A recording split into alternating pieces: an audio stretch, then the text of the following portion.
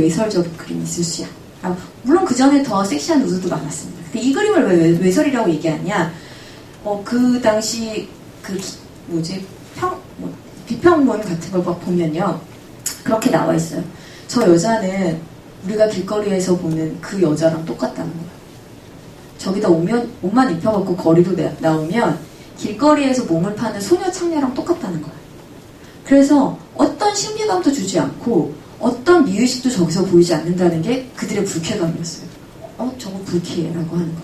이제 그들한테는 이게 불쾌하지만 우리는 또 불쾌하지 않죠. 그리고 또 저 역사에서 봤기 때문에 뭔가 아름다운 구석이 있을 걸 또 막 이렇게 보잖아요. 근데 단순한 수용을 넘어서, 그러니까 저거는 만해의 올랭피아고 언제 그려진 그림이고 그 당시에는 창녀를 그렸다고 해서 비난을 받았다. 뭐 이렇게 얘기하는 걸 넘어서 우리가 이 그림을 어떻게 만날 수 있을까? 일단 제가 보는 모니터로는 훨씬 더 선명한데 저기서는 거의 뒤에 있는 흑인 하녀의 얼굴이 뭉개져서 까맣죠. 여기서는 그래도 나름 눈코입이 있거든요. 근데 이제 그 당시 평론가들도 그랬나 봐요. 저 흑인 하녀 쟤는 뭐냐, 벽이랑 뭐가 다르냐 이런 거. 그리고 고양이 보이세요? 저 오른쪽에 있는데 거기 고양이가 한 마리 있어요. 불 끄면 좀 볼 것 같긴 한데 고양이가 있는데 저 고양이는 뭐냐, 쟤는 근데 사실 이 그림은 원작이 있죠. 아시다시피 올랭피아예요. 올랭피아 이전에 티치아노의 그림입니다. 이 그림 패러디한 거죠.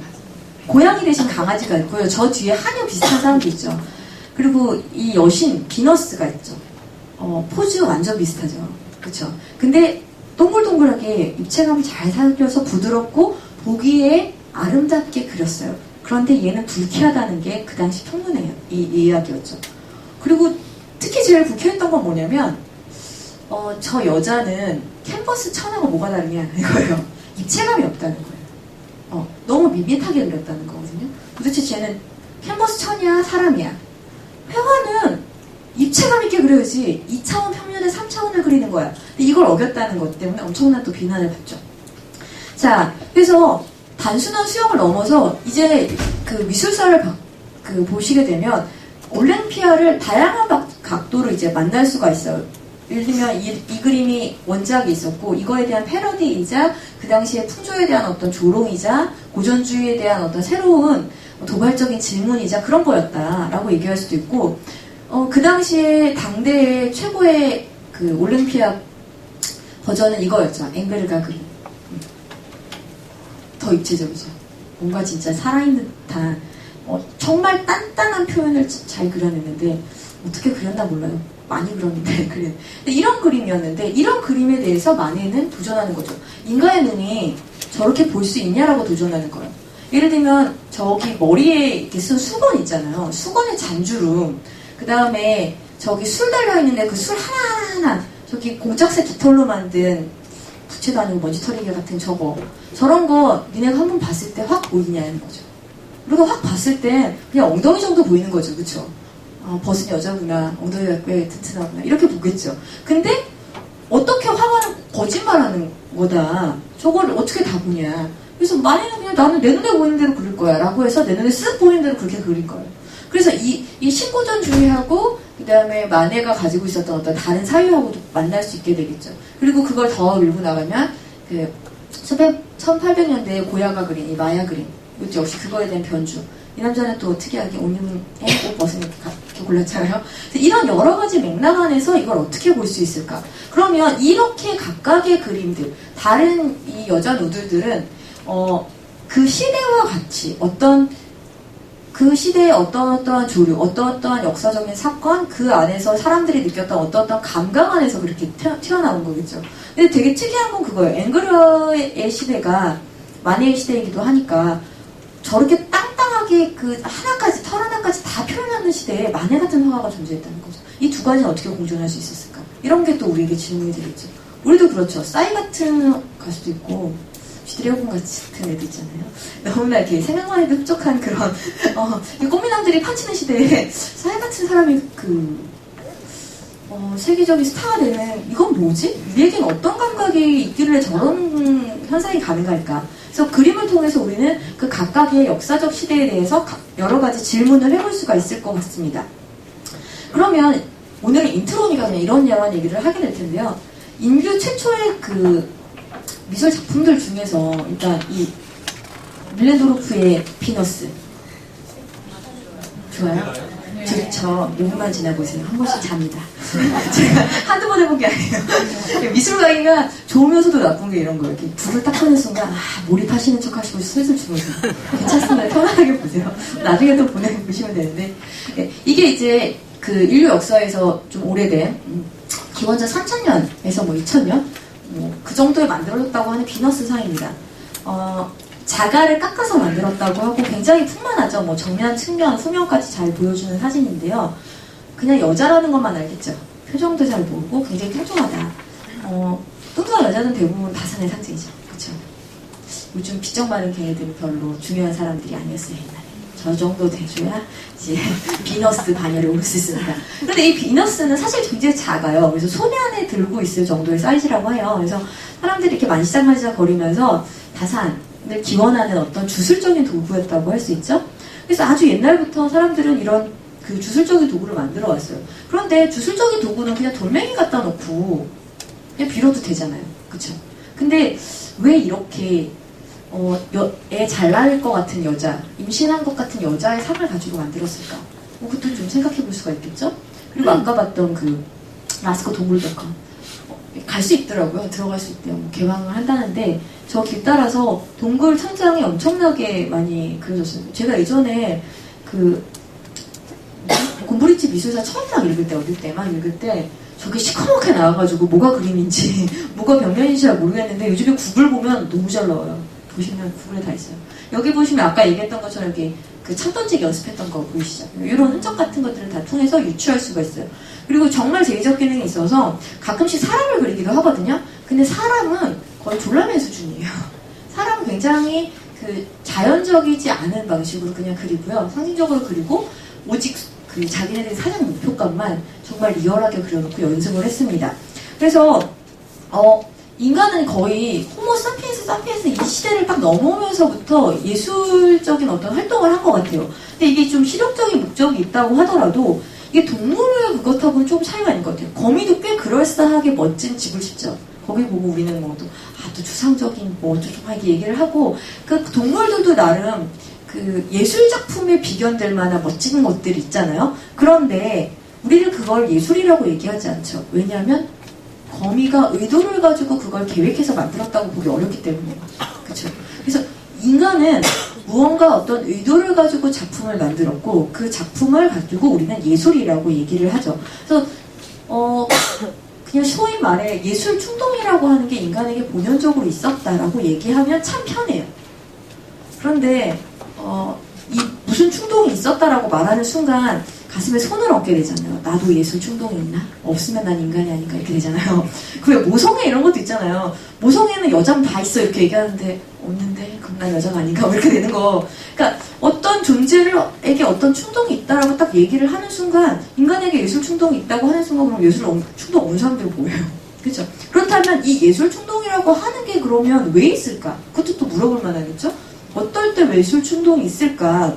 그래서 미술이라고 하는 게 뭔가라는 여러 가지 질문들을 사람들이 해왔는데 일단은 예술은 하나의 상징이었어요. 뭔가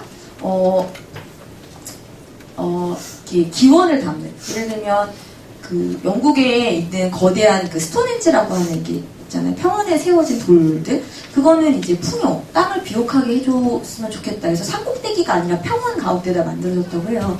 그렇게 어떤 자기네 신앙 같은 것들을 표현하는 상징물로서 하는 거죠. 스톤헨지 같은 경우에는 더군다나 이것처럼 무엇을 닮게 만든 것도 아니죠. 그쵸? 그런 것들은 이제 어떤 자신의 신앙의 표현이라고 할 수 있죠. 믿음을 반영하는. 그리고 미술은 일단 아트라는 말 자체 안에 기술이라는 말이 포함되어 있잖아요. 그래서 이런 그림 자체는 엄청난 손기술을 요하는 무엇이기도 했죠.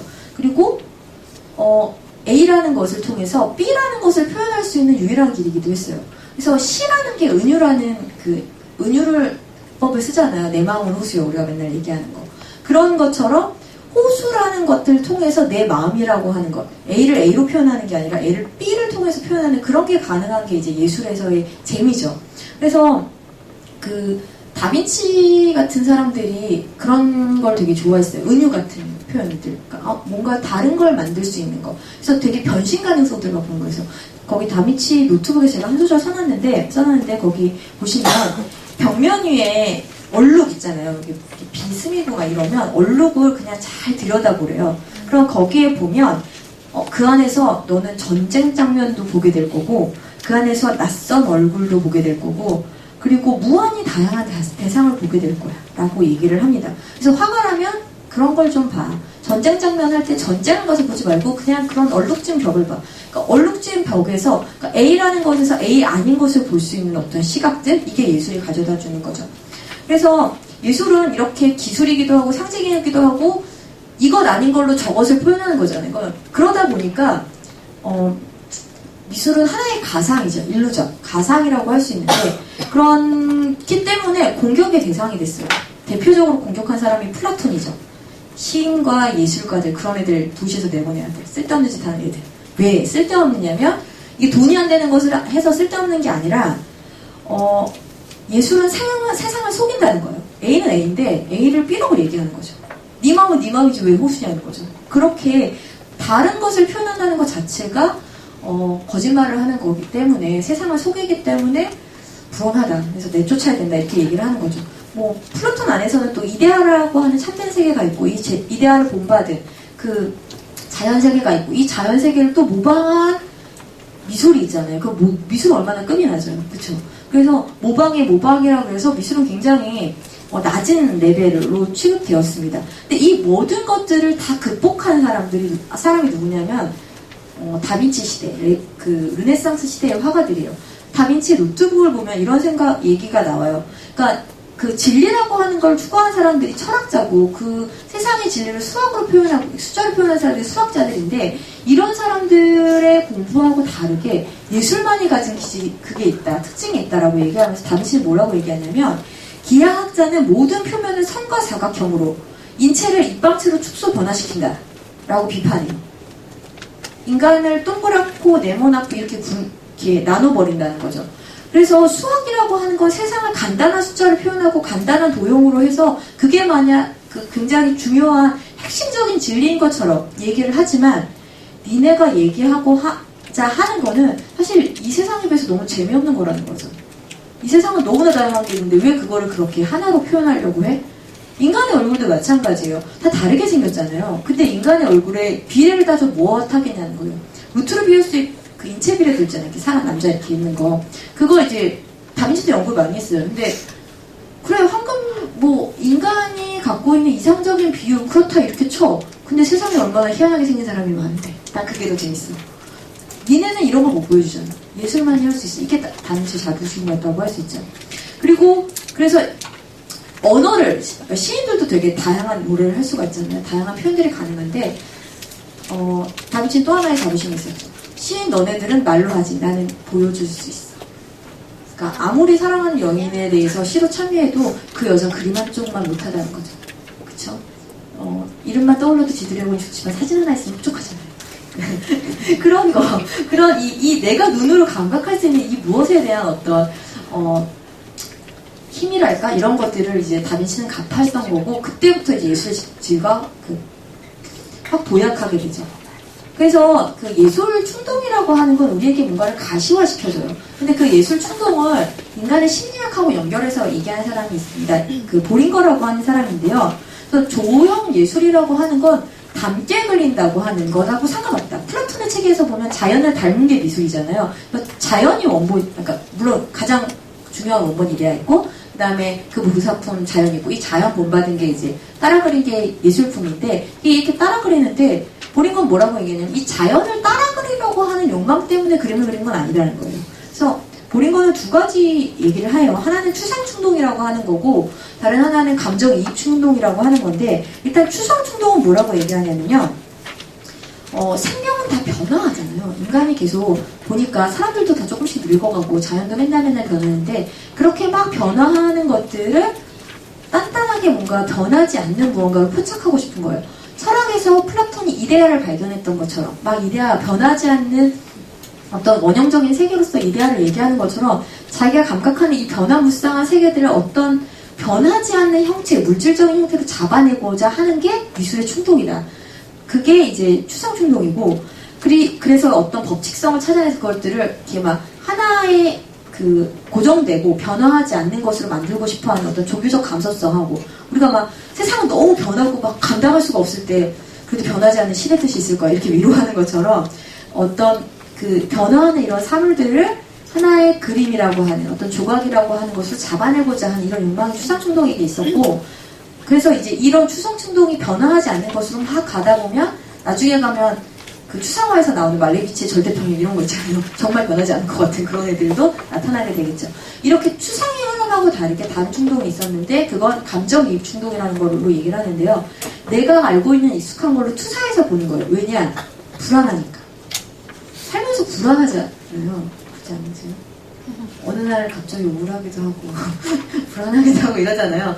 그럴 때 나에게 익숙한 것이 옆에 있으면 심리적으로 안정감이 드는 거죠. 그래서 그 대표적인 게 범신론 같은 거죠. 그리스 신 같은 경우도 인간의 감정 같은 거 다 신으로 만들어 놓고 이러잖아요. 그러니까 뭔가 설명 안 되는 거 있으면 다 신이라고 하는데 그 신은 인간을 또 닮았잖아요. 그러니까 이런 식으로 그 자기가 설명 안 되는 것, 자기가 느끼는 어떤 불안들이 있지만 그런 것들을 자기가 익숙한 방식으로 표현하는 게 그 감정이입 충동이라고 해요. 그래서 내가 익숙하게 봤던 어떤 것으로 만드는 거죠. 얘도 소잡을 때 두려웠을 거예요. 그쵸? 쟤가 나를 저꼴로 들이받으면 어떡하나 이런 생각이 들었는데, 저런 것들을 그려놓고 연습을 하면서 내가 익숙하고 친근한 무엇으로 만들어 놓고 실제 삶에게 가서 연습하고 이런 식의 감정들이 있었죠. 그래서 세계를 받아들이는 두 가지 방식으로서 인간의 심리에게 이런 두 가지가 있었다라고 얘기를 하고, 이런 두 가지 충동 안에서 여러 가지 인간들이 그림을 그려왔다라고 얘기를 합니다. 잠깐 쉬었다가 그 얘기를 하도록 할게요. 네.